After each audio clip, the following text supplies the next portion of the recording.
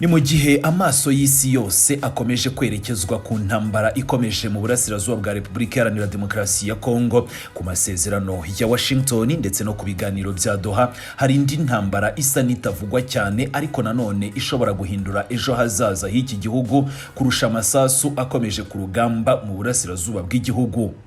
Iyo ni intambara ya politiki, intambara y'itegeko nshinga, yewe rero ni intambara y'ejo hazaza h'ubutegetsi bwa Perezida Felix Antoine Tshisekedi Tshilombo. Ni mu masaha make cyane ashize igitangazamakuru gikomeye ku isi mu by'ubukungu ndetse na politiki, Financial Times, iki ni igitangazamakuru cy'Abongereza, cyasohoye inkuru ikomeye cyane ivuga ko Leta Zunze Ubumwe za Amerika zitagomba kwemera ko ubuyobozi bwa Perezida Felix Antoine Tshisekedi Tshilombo buhindura itegeko nshinga kugira ngo akomeze kuyobora igihugu ni nyuma ya manda ebyiri zemewe n'itegeko nshinga ririho ubu ngubu. Iyi nkuru yanditswe n'umunyamakuru usanzwe, yanditswe na Johnson Stana, umwe mu basesenguzi bazi cyane mu bibazo bya Kongo, akaba n'umuyobozi w'ikigo cy'ubushakashatsi cya Ebuteri. Ni mu nyandiko ye aragaragaza ko imyaka 10 ishize yafunzwe amezi 18 azira kwamagana umugambi wa Joseph Kabila wo guhindura itegeko nshinga kugira ngo akomeze kuguma ku butegetsi. Uyu munsi aravuga ko ibyo yabonaga kuri Kabila nibyo noneho arimo kubona neza kuri Perezida Felix Antoine Tshisekedi Tshilombo.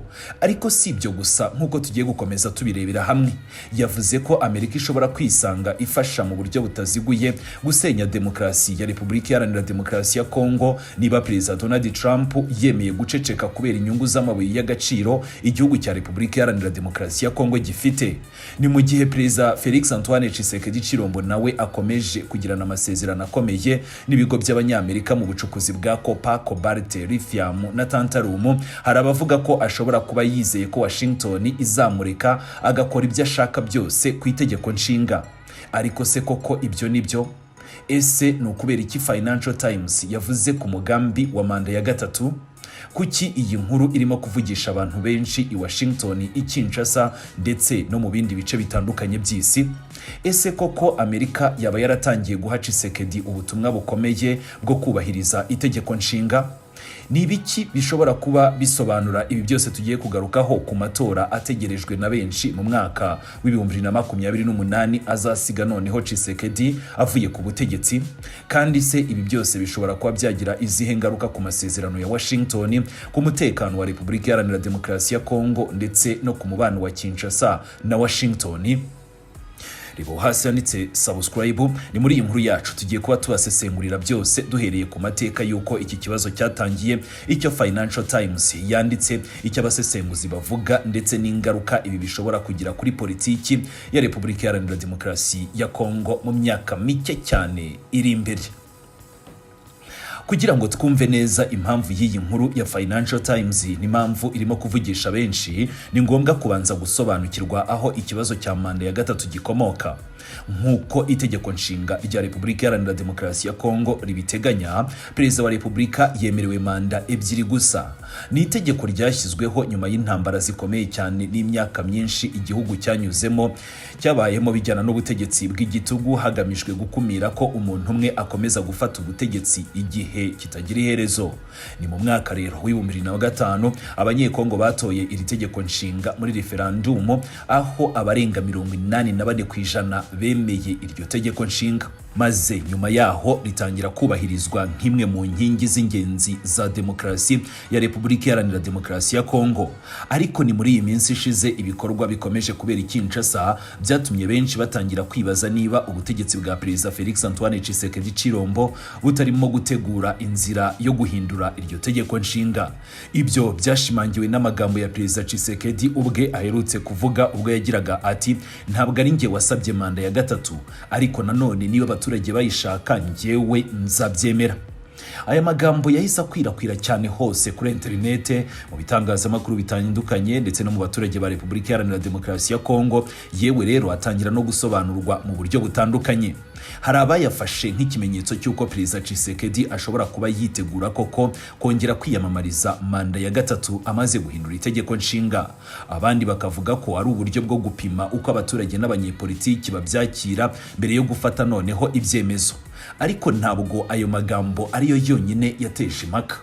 Ni nyuma yaho gato cyane mu mujyi wa Kinshasa hatangiye kugaragara ibyapa binini byanditseho amagambo agira ati turifuza manda ya gatatu. Ni mu yandi magambo ubutumwa bwashishikarizaga gukomeza inzira iganisha kuri manda ya gatatu. Ibyo rero byakurikiwe n'indi ntambwe ikomeye cyane. Ni itegeko nshinga cyangwa se intego igaragaza ko byanze bikunze iryo tegeko rigomba guhindurwa, bitangira kuvugwaho n'abayobozi benshi biganjemo ababarizwa mu mashyaka ashyigikiye Tshisekedi. Itegeko nshinga naryo ryatangiye kugenda noneho rivugwa no mu baturage cyangwa se wenda n'urubyiruko rushyigikiwe Perezida Felix Antoine Tshisekedi Chilombo. Inteko ishinga amategeko noneho yemeye umushinga w'itegeko ryemerera igihugu gutegura referendum. Nubwo iri tegeko ritavuga mu buryo butaziguye ibyo rigamije cyangwa se niba rigamije guhindura itegeko nshinga, abasesenguzi benshi baravuga ko ari ryo rizafungura inzira nyine yo guhindura iryo tegeko nshinga. Ni muri uwo mwuka ni nabwo nyine Financial Times yavuze ko Washington idakwiriye kurebera gusa. Umwanditsi w'iyi nyandiko aravuga ko ikibazo atari uguhindura inyandiko y'itegeko nshinga gusa, ahubwo ngo ikibazo nyamukuru ni uko bishobora gusenya amahame ya demokarasi abanyekongo bamaze imyaka myinshi cyane bubaka, ni nyuma y'ubutegetsi bwa Mobutu Sese Seko ndetse n'ibindi bihe by'intambara byaranze Repubulika Iharanira Demokarasi ya Kongo. Umwanditsi yibutsa ko n'uwahoze ari Perezida Joseph Kabila yigeze kugaragaza inzira isa n'iyi ngiyi bikavamo imyigaragambyo, ifungwa ry'abatavuga rumwe n'ubutegetsi ndetse n'igitutu gikomeye cyane cyaturutse ku ruhando mpuzamahanga. Uyu munsi rero ikibazo benshi bakomeje kwibaza ni iki: ese amateka yabagiye kwisubiramo muri Repubulika Iharanira Demokarasi ya Kongo, hagapfa benshi, hagafungwa benshi, cyangwa se hari ikindi ubutegetsi bwa Kinshasa bushaka kugeraho binyuze muri izi mpinduka?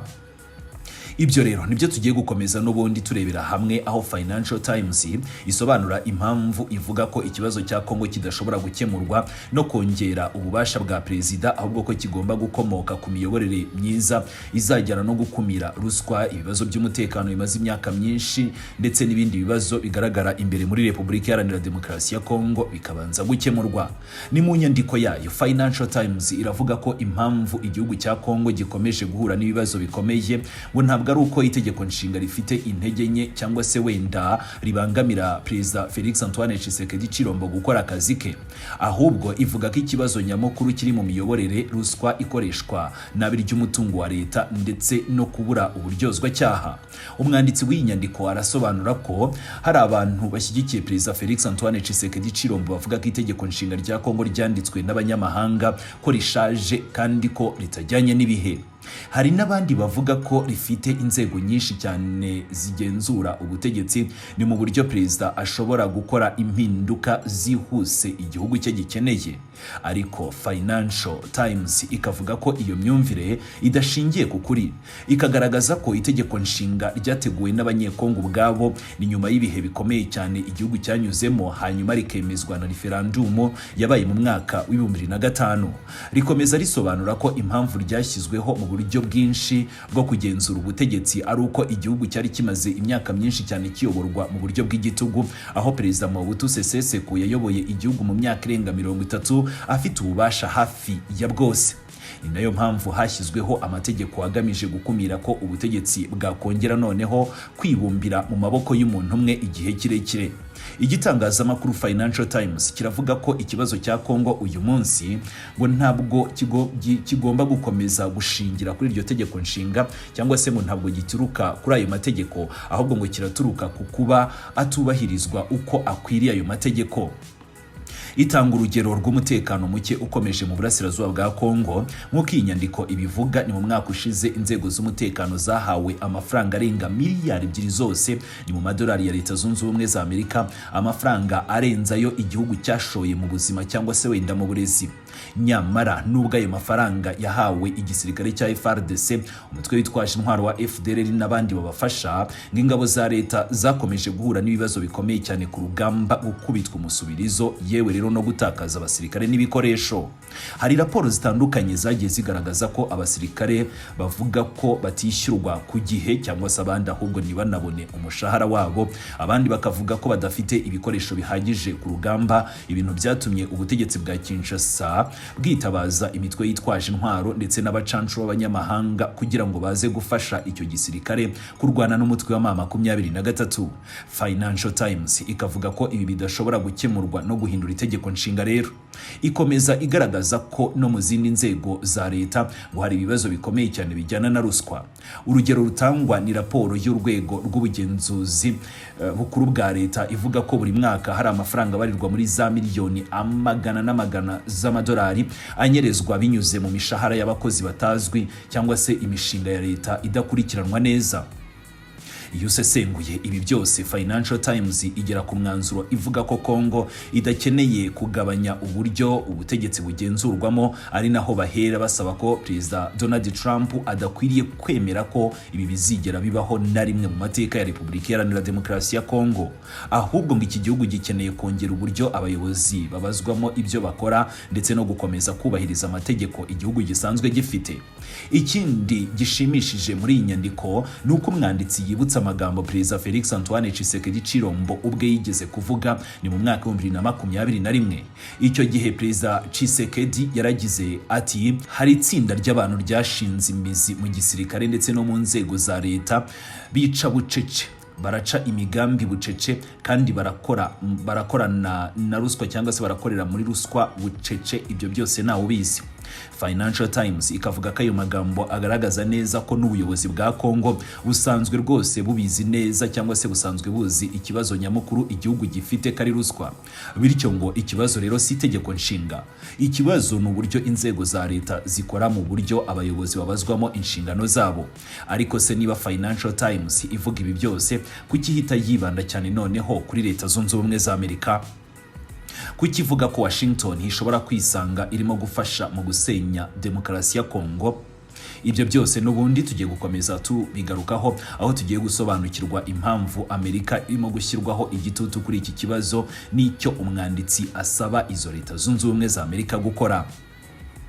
Ni nyuma yo kugaragaza ko ikibazo cya Kongo kidashingiye ku itegeko nshinga ahubwo gishingiye ku miyoborere ndetse n'ibibazo bya ruswa, Financial Times ihita yerekeza amaso kuri Leta Zunze Ubumwe za Amerika.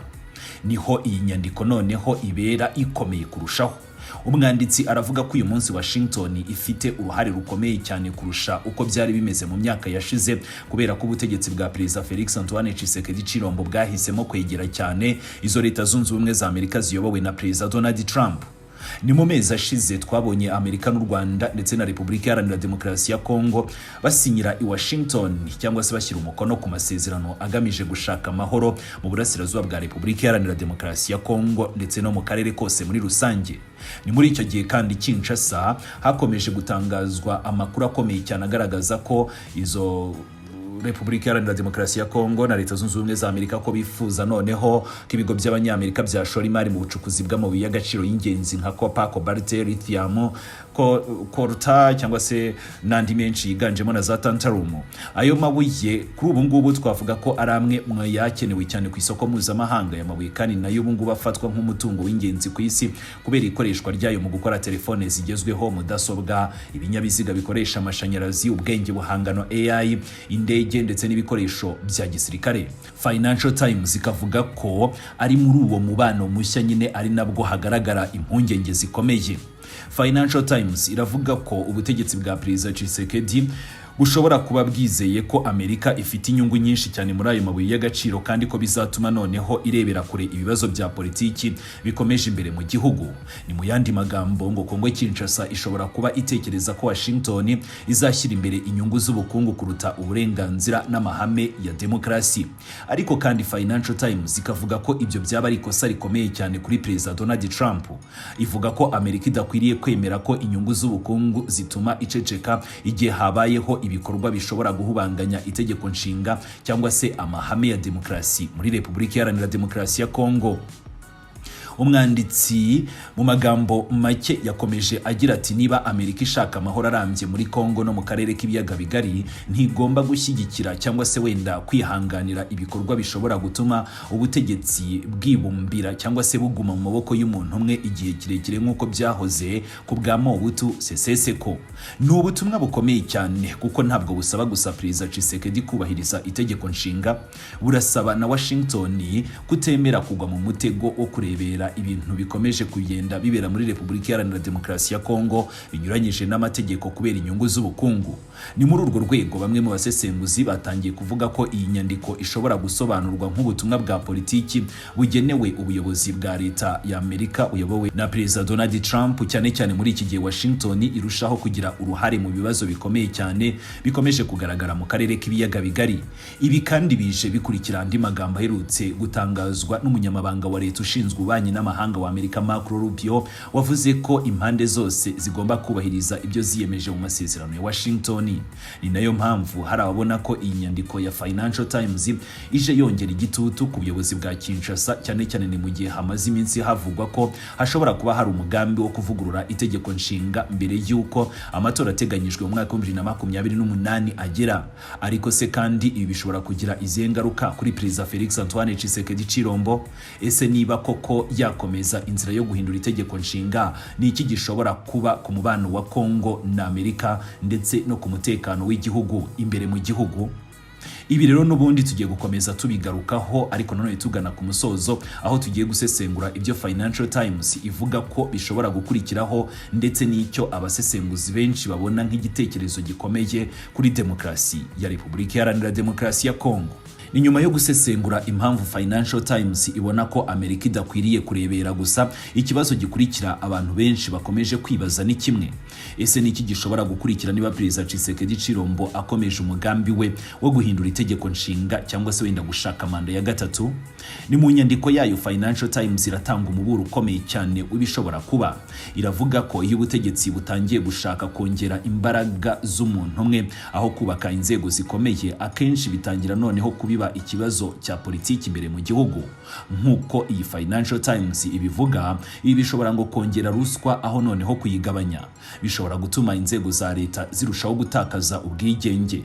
Bishobora gutuma intambara mu burasirazuba irushaho noneho gukomera. Umutwe wa M23 ushobora noneho gutangira kubona abawushyigikiye benshi imbere mu gihugu, ukigarurira ibice byinshi by'abana ngombwa nabo bakubaka ubutegetsi cyangwa se igihugu gishya.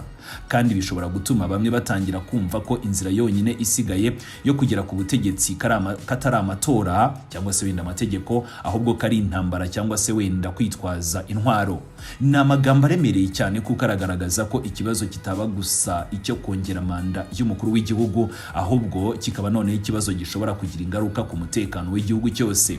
Financial Times yibutsa ko Kongo isanzwe ifite ibibazo bikomeye mu burasirazuba, aho umutwe wa FCM23, imitwe yitwaje intwaro, ikibazo cya FDLR, ibikorwa bya Wazalendo ndetse n'ibindi bibazo by'umutekano bikomeje kugora ubuyobozi bwa Kinshasa.